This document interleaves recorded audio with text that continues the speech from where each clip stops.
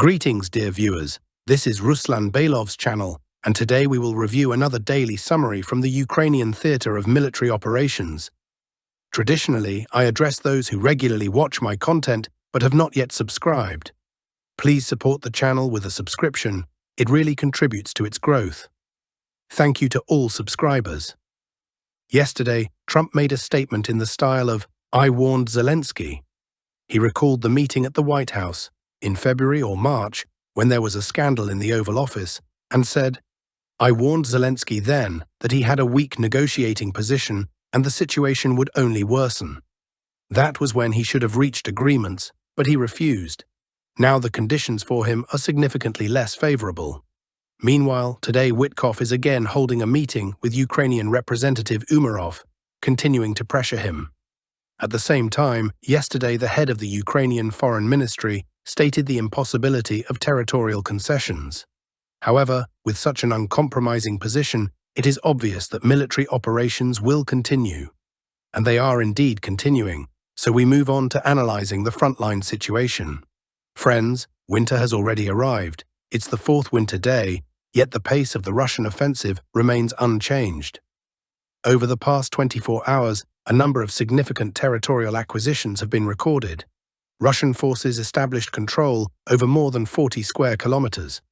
You know, we are already beginning to perceive such daily paces as the norm. 30, 40 square kilometers. Indeed, you get used to positive results quickly. Let's examine the situation sequentially. Yesterday, I informed you about the encirclement of the Ukrainian garrison in the urban-type settlement of Stepnogorsk on the southern approaches to Zaporozhye. The maps have not yet reflected the update, but information is coming from military personnel about the ongoing clearing operation. This was predictable. Prolonged defense and encirclement is impossible. Soon, this important defensive node in the form of Stepnogorsk will come under Russian control, which will open the way to the last defensive line, protecting Zaporozhye from the southern direction. Regarding the Orakov sector, no news has been received. As I noted earlier, activation on this direction is expected only after the Vostok grouping approaches the city from the eastern side. The southern entry into the city remains impossible. For the third year now, this is unfeasible. However, significant progress by Russian forces is noted a bit to the north, on the Gulyai-Pol direction. Pay attention, advances have been recorded on two sectors. As expected, fighters of the Vostok grouping occupied the last settlement east of the city, the village of Chervonoye, also known as Vysokoye. Yesterday, I reported that Ukrainian forces are already absent there. This was obvious both from the configuration of the front line and from information from military personnel. Video footage from the village also came from them. The settlement is completely under Russian control. What does the capture of this village mean? It means the absence of further fortifications capable of containing the offensive and complete blocking of the city from the eastern direction. Plus, to the north, as can be seen, there was also advancement along the highway. Work continues there on the complete encirclement of the city. Moreover, Ukrainian sources yesterday reported the beginning of Russian units entering the rear areas of Gulyai-Pol. And what does rear areas of Gulyai-Pol mean in this case? This indicates the actions of Russian fighters in the area of Zelenoye, or possibly Zalizlichnoye. There are no reliable video confirmations yet. It's difficult to speak about specifics, and Ukrainian sources traditionally claim the destruction of everyone. But we'll see whether they destroyed them or not. I think video footage and more accurate information will appear in the near future. For now, we state Ukrainian forces are unable to stabilize the defense in the Gulyai-Pol area despite the transferred reserves. Moving on, in the Dnipropetrovsk region, it's still quiet for now.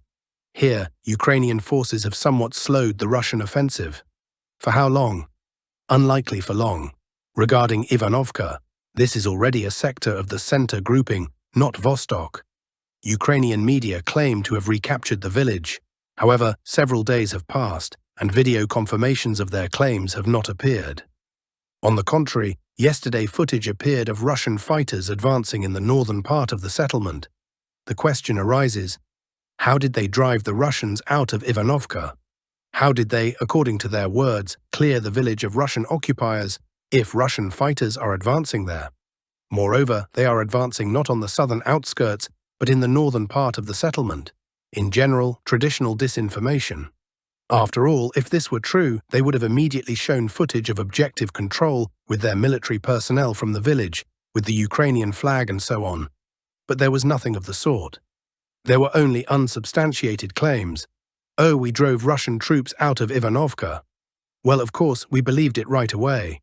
Meanwhile, the problems of Ukrainian forces continue to grow on the Pokrovsk direction. Here, look. Yes, Ukrainian forces managed to somewhat push back Russian forces along the highway, but this is insignificant and was offset by the fact that Russian fighters began advancing in Grishino. Remember, a few days ago I told you that after long and exhausting battles, it was possible to gain a foothold and enter Grishino. It was difficult. Many FPV drones attacked the Russian guys, and it was unclear whether it would be possible to develop the initial success or whether Ukrainian forces would push them back. Now information has arrived, including video confirmations of objective control. Russian fighters are advancing deep into Grishino, and on the maps this is clearly marked. In particular, along Central Street, it was possible to advance 1 kilometer 300 meters deep into the village, reaching Solnechny Lane and the village cemetery. This is extremely important, because it was from Grishino that a significant part of the counterattacks on Pokrovsk were carried out. Grishino is a kind of strongpoint of Ukrainian forces, which they are holding on to. But if they are deprived of this point, further defense in this sector will collapse, and they will have to retreat 7 to 8 kilometers to the north. Consequently, Pokrovsk will be half protected from counterattacks. Why half? Because there is also Rodinskoye, from where Ukrainian forces also conduct counterattacks. Pokrovsk will be fully protected only after eliminating both Grishino and Rodinskoye from the equation. But besides Grishino, important news came from Mirnograd. It is now in complete blockade. Yes, I probably already reported about the blockade several weeks ago, but then there was a grey zone, controlled only by drones. Now there is a full-fledged physical blockade of the city. This is confirmed including by Western publications. By the way, they also confirm the capture of Pokrovsk. In particular, the German publication Bild writes about the actual capture of Pokrovsk. Only Ukrainian military analytical resources, like Deep State, still show half of Pokrovsk in the grey zone. Returning to Mirnograd. You know how many Ukrainian military personnel remain there in the blockade? 2,000 soldiers. Can you imagine? I repeat, 2,000 soldiers are now in encirclement. And attention! Ukrainian military personnel are asking the command to withdraw them. This was reported yesterday by the German publication Bild. I already reported about the blockade of the 79th Brigade of Ukrainian forces, and in their Telegram channel, they write that the situation for the fighters is extremely difficult, and if the brigade is not withdrawn from the city, the fighters will face a sad fate. There's just one nuance. How can the command withdraw them? With all the desire, no way. That's it, they are surrounded. There remains either surrender or… well, you understand. By the way, Russian aviation continues to intensively strike Mirnograd with FABs. Daily we receive footage of strikes on buildings where operators of FPV drones of Ukrainian forces and their military personnel are located. Russian assault troops are clearing the southern part of the city, while Russian aviation is working intensively on the central and northern parts. I am confident that by the end of the month, the city will completely come under Russian control, especially considering that yesterday the guys finally managed to enter Rovnoye. For a long time, battles were fought on the approaches without the possibility of breaking through the defense, but in the end the defense was broken through. Now half of the village is under Russian control. I think very soon it will completely come under Russian control, since reports are already coming from the Ukrainian side about the beginning of Russian attacks from Rovnoye on Svetloye. Moving on the Konstantinovka direction, it was finally possible to accomplish what had long been expected, to clear the pocket south of the Klebenbyk Reservoir. A huge territory with an area of almost 20 square kilometers came under Russian control. Plus, it was possible to advance 900 meters along the highway north of Alexandro Kalinovo. Movement is going toward the village of Berestokh. The next goal is to take everything north of the reservoir and exit with a wide front to the approaches to Konstantinovka. What else to report? A small advancement was recorded on the Lyman sector, in the area of the urban-type settlement of Drobyshevo. It was possible to advance 350 meters. Drobyshevo itself is a very fortified point, and for now taking it is difficult. It does not yield. But as they say, patience and labor grind everything. No matter how much Ukrainian forces resist, the result will be won. Gradually, Russian fighters are creating such a configuration that the collapse of Ukrainian forces is inevitable. Summing up the general results of the past day, one settlement was captured and 42.6 square kilometers of territory. As you can see, for now, as I said at the beginning of the broadcast, the pace of the Russian army is not slowing down at all. That's all about the frontline situation. We move on to the political situation. The Kremlin reported that the formulation about Putin rejecting the US peace plan is incorrect. Russia believes that negotiations with the US are better conducted confidentially, Peskov emphasized. Moscow is grateful to Washington for efforts to resolve the Ukrainian conflict. For the first time, a direct exchange of positions between Russia and the US on a peace plan took place. Something was accepted, something was noted as unacceptable. Russian representatives are ready to meet with American colleagues as many times as necessary for peaceful settlement in Ukraine. European politicians are deeply mistaken, expecting a strategic defeat of Russia. If Europe refuses Russian gas, it will be dependent on imports of more expensive gas and will lose economic potential, stated Dmitry Peskov. Speaking of Europe, according to Politico, the largest corruption scandal in the European Union is being used to pressure Ursula von der Leyen. The corruption scandal in Brussels may become the largest for the EU in the 21st century. The scale of the case is comparable to the mass resignation of the European Commission under the leadership of Jacques Santer in 1999. Critics of Ursula von der Leyen in the EU are talking about the possibility of a new vote of no confidence. And Belgium rejected the plan to seize Russian assets even before its announcement, Bloomberg reports. The technical solutions that the Commission will present today do not solve our problems in a satisfactory manner. It is unacceptable to spend money and leave us alone with the risk. Our doors have always been and remain open, but we are concerned by the feeling that we have not been heard. Our concerns are being ignored, stated Foreign Minister Maxime Prévost. Instead, he called on the EU to take a loan to secure credit for Ukraine. Now it seems doubtful that it will be possible to agree on the allocation of funds before December 18th, as planned, Western journalists write. Europe is again pretending not to have heard its own threats, but heard what Vladimir Putin did not say. As soon as the Russian president calmly reminded a simple fact, if Europe decides to fight Russia, we are ready right now. How they distorted everything in Brussels and staged a collective panic. NATO sources in the media rush to convince the public that Moscow is incapable of defeating the EU, and the European press unanimously interprets Putin's answers as an intention to attack the continent. But none of these panic mongers remember who in recent years threatened Russia with war and financed Ukraine. European generals publicly discussed preventive strikes on Russia and demanded increases in military budgets, and NATO openly spoke about the need for Russia's strategic defeat.